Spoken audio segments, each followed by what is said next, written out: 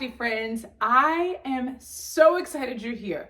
I am Courtney Brickner, the CB behind the Crafty Brick, and look what I have behind me today.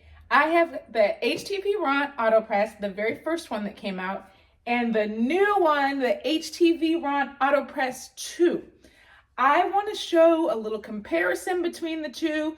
I did a review of this one 2 years ago when it came out, and I also compared it to my full-size press. So I now want to share some of the things that they have updated on the new one that were actually complaints that I had about the old one. Now, I have to say, I love this press. I have used this press. It's probably my most used press. The past 2 years, I use it on a regular basis. It's really good, but it had a few things that I felt could be a little bit better. They are better on this one. I'm so excited. So how about we jump in, see what's been changed on this new one, see what was on the old one, and do some little testing with the two. Very excited that you're here with me today. And don't forget, if you like the video, to give it a thumbs up, hit that subscribe button, notifications, so that you can stay up to date with all things crafty. But let's get to it. One of the very first things you're gonna notice is the increase in the size right here between the top and bottom platen. This one is the old press and they've made it wider. That was one of my #1 concerns with this press. So let's see how much bigger the new one is. The old one, going from just the mat to the bottom of the platen. I'm not going by the top of this, so just the clearance. It is about 1 inch clearance on the old one. On the new one, we're talking about just under 1.5 inches. So it's definitely not the clearance that you're gonna have with the clamshell press, but definitely more than 1 inch. So that from the jump is already an improvement on the design of the machine. So I love that. All right, another thing that I really like.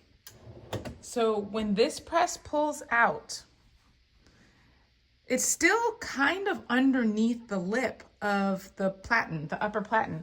So the problem is that when you go ahead and put in a shirt or something, you kind of have to thread it through here. I never burned my hand, but I feel like the chance of you burning your hand increased because there's so little clearance here. Doing a hoodie, putting a hoodie in there, like, forget about it. I don't recommend doing, having the hood facing on the inside on these presses anyway. I typically, when I'm doing a hoodie, place it this way.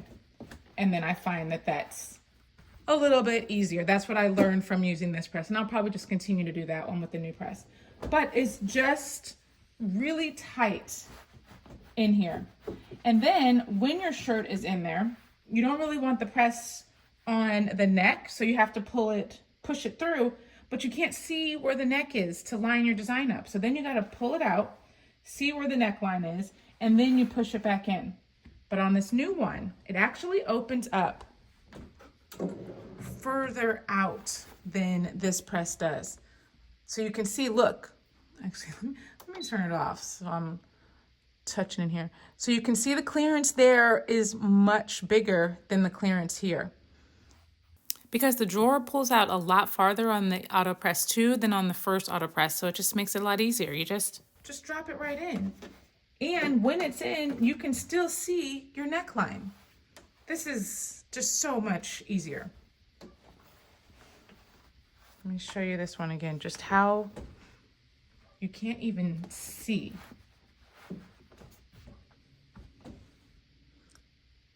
So clearance is a big update for me. You will see a little bit of difference here. The buttons were on the front of this one.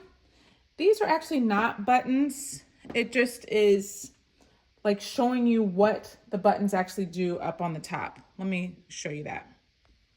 So it looks like these are buttons here, but this is just a sticker. And it tells you what the buttons are up on the top.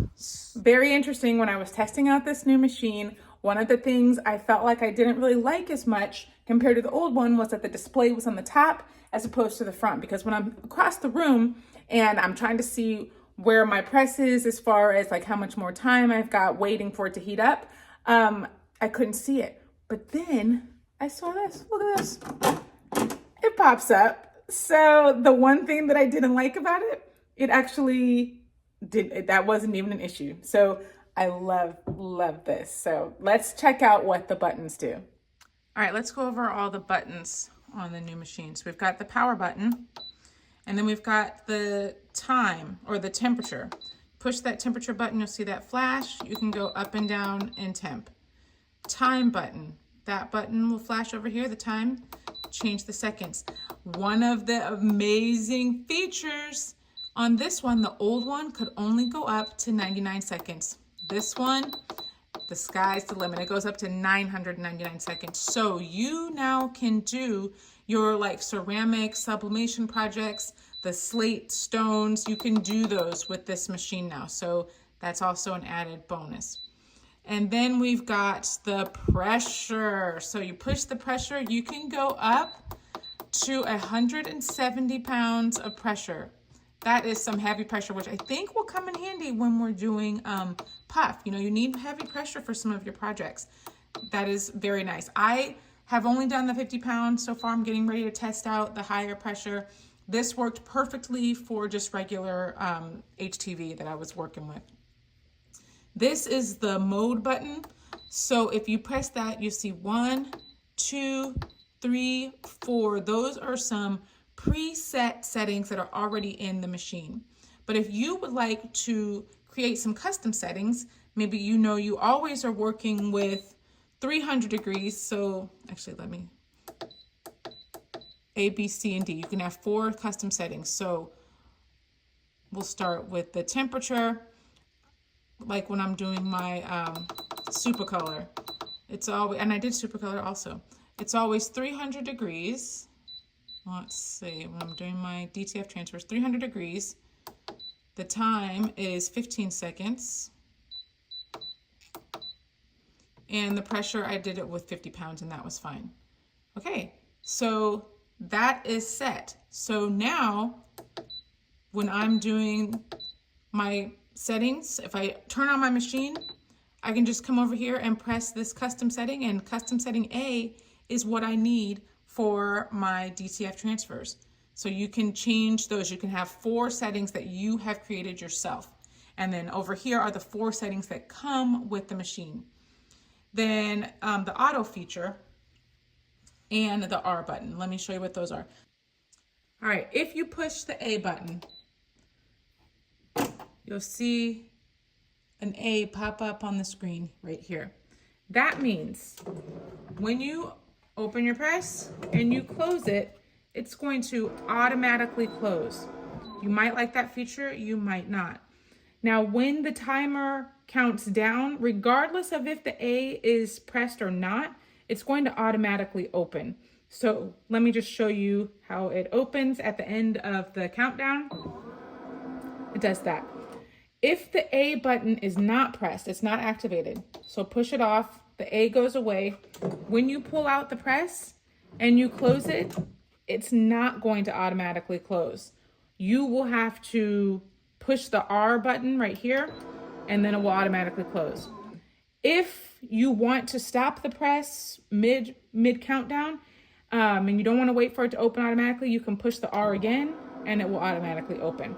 I find that I usually have the automatic off because I just don't always want it to press right when I close it. I want like a second to like make sure everything is situated the right way, the t-shirt is placed correctly. I just prefer to not have the auto feature activated. So when I was using my old press, I never had the auto feature turned on. So that's just a matter of preference. You can do what you want with that. This is just a sticker. I'm gonna take that off. I haven't yet, but it's just showing you what these buttons are. These are not extra buttons. It doesn't have like a million buttons on it. It's just the top.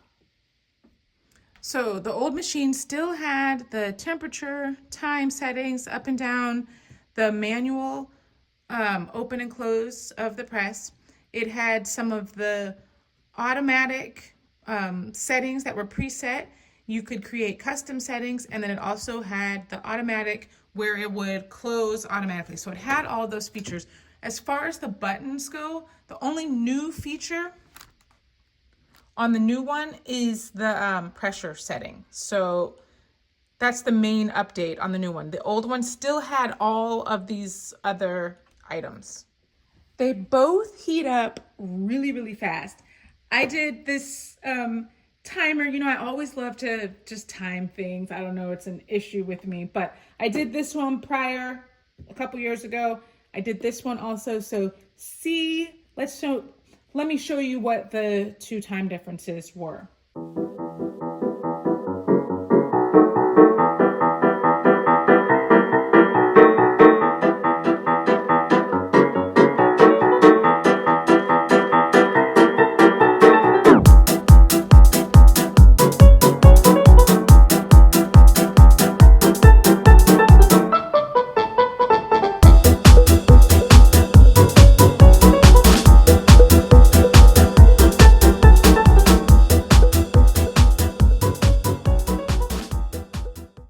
All right, so this one does heat up faster. I will have to say, when I first got this press, it actually heated up at less than 7 minutes. It was at 6:56. So this is after 2 years. It's taking a little bit longer to heat up, but I would say that 8 minutes and 15 seconds, but I don't remember what it was. 8 minutes and 30 seconds. That's still really fast for a press to heat up to 400 degrees. So not bad after 2 years of use. The other thing I wanted to point out is how quiet this one is. Listen. You don't hear anything. Turn that off. And you hear the fan on that one. It is nothing that has bothered me. Like I said, I've been using this for the last 2 years.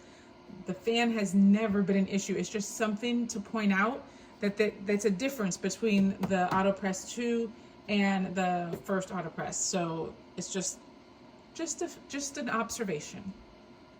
All right, so one of the things that was an issue for people with the first press was not being able to adjust the pressure and having enough pressure for the materials that need heavy pressure, like our metallic puff. So we're gonna try it out on the new press and the old press and see how they compare with doing heavy pressure on this metallic puff. So let's check that out. All right, let's try out the AutoPress 2 first. We're gonna do a little pre-press. We've got it at 280 degrees, 170 pounds. We're gonna do it for 10 seconds. Pre-press, we're just gonna do for a few seconds. Then we're gonna put on our metallic puff. All right, let's place our puff on here.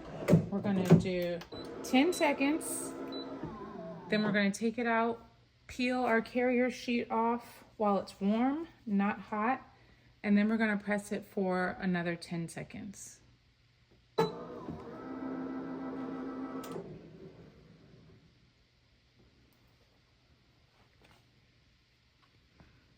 Looking good so far.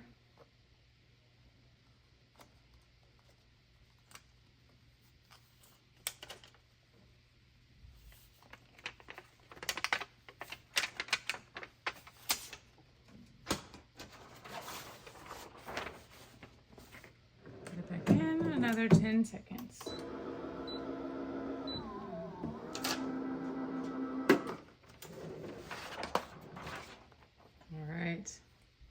Puff is puffing.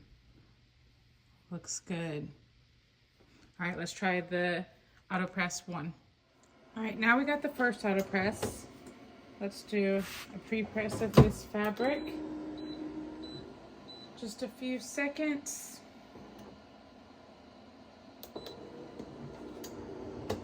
And then we'll put on our metallic puff. 10 seconds. warm peel and another 10 seconds.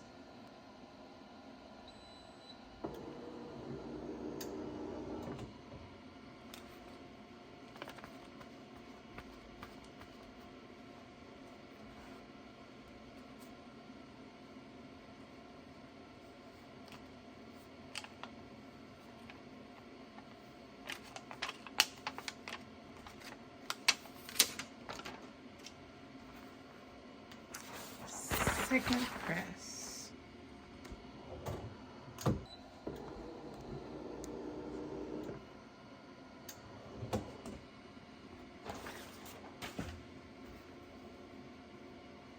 It definitely didn't puff as nicely as the first one. Okay, here are both of them up close. This is on the Autopress 1. You can see there's not a lot of puff.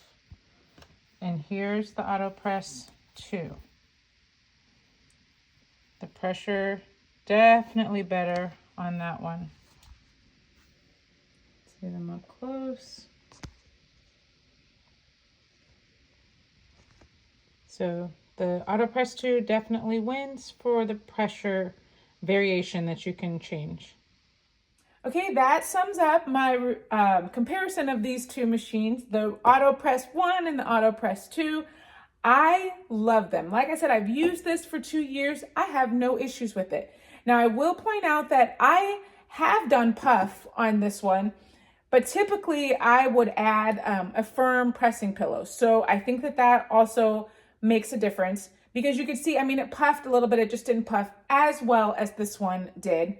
But adding the pressing pillow, I've been able to have success doing puff with this machine. So I don't think that should deter you from getting this one if that's what you want to do. But I have loved this machine. So they both heat up really fast. I love the extra depth, the extra clearance in this one, I think makes a huge difference.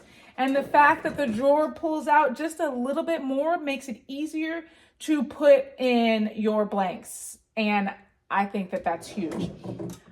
Like I said, most of the buttons are the same on this one as this one. So they have most of the same features. It's just that you can press longer times on this one, which is nice if you're doing some sublimation and you need longer than 99 seconds. This one only does 99 seconds.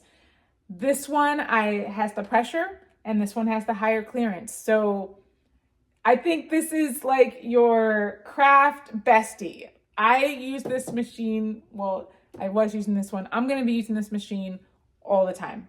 I still use my other press, but I'm telling you, if I wanna just make something really quick, one t-shirt or something like that, this is my go-to because it works well and it heats up fast. If I've got a quick project, I don't wanna wait 25 minutes or 23 minutes for my big Bertha to heat up. It's an amazing press, but this one is fast. So that's what I think about them. I think you're gonna love it. And I don't think you'll have any regrets if you get this machine. 15 by 15. So that might be a deterrent if you want a bigger press. But I mean, that's still a very good size press. So that's what I think about it. The Crafty Brick gives it a thumbs up. So I hope you like this video. If you did, please don't forget to like, subscribe, turn on the notifications so that you don't miss anything crafty. That helps my channel when you like and share my content. So I really would appreciate it if you did that. I really liked hanging out with you today, sharing my comparison of these machines that I love and I'm super excited about. So I'll be back. And until then, stay crafty, my friends. Bye.